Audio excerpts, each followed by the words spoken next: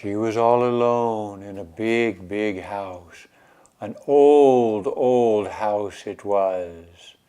The wind was blowing and the walls were creaking. And she was all alone. She wondered if, in the storm that was coming, if the lights would all go out, and how she'd move around in the darkness. What was she to do?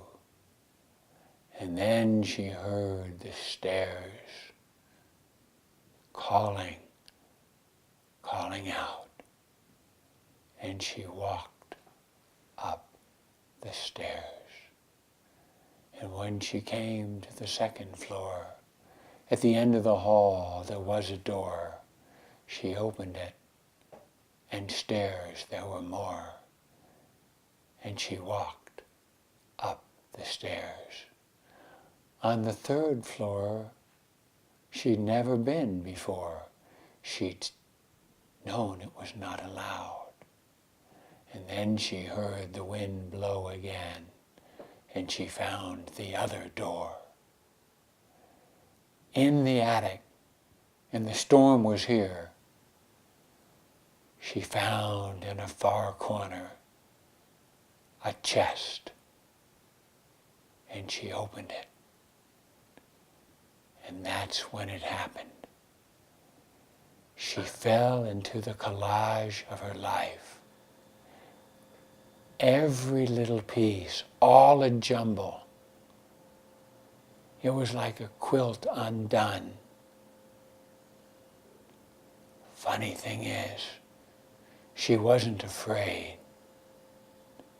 That's when she began to get serious. And that's when she began to have fun. It seems a long, long time that she was there, taking out each pieces, side by side, trying to compare what fits with what should be here and what should be there. She was making the quilt of life and sewing it together with her own bone for a needle,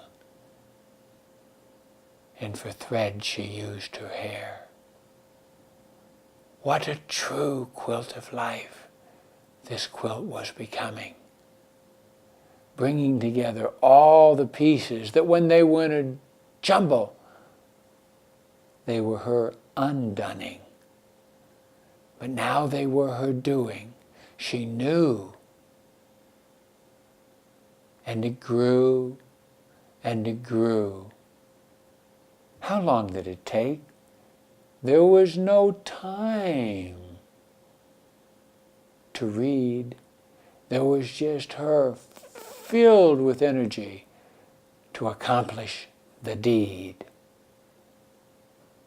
And so if you ever go to that house on a hill, it's not on the first floor or the second floor, not even the forbidden third floor. You'll find her in the attic. And what she's doing, she'll share with you. It's magic, magic that can pay every bill. Magic only found in an old creaking house on a far, far away hill. It's amazing how many pieces she found. More amazing what she did with them. For you see, she never finished, and yet now she's gone so far that her job is always done. This is the place to go. And she, her singing quilt, a work in process, will you show. But be careful before you travel there. Be very careful indeed. For when you feel the singing quilt, you will feel your own deep inner need. And you'll be called to find another house on another hill and climb past the first, the second, the forbidden third floor, until your only light is the attic's windowsill. And then you'll see the chest, the collage, undone, tumbling, not yet at rest, because it is not joined together all its pieces so it can be its best. Be careful before you go and see her, for she will show you a singing quilt, and then you'll want one too. Be careful what you wish for, because it might become what you do. Yes, she was afraid when the stairs called her, and when she broke the taboo of the third floor and walked to the attic door, until she found the chest with the pieces of her life,